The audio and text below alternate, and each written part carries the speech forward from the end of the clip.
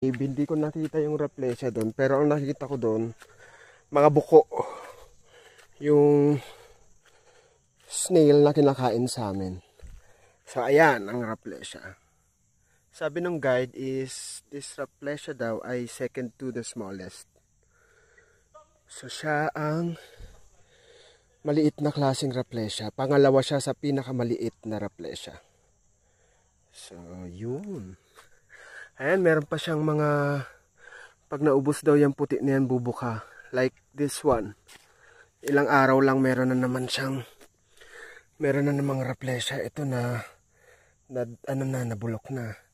Ayan, malapit na yan bumuka. So, ito naman, ayan, namukadkad na.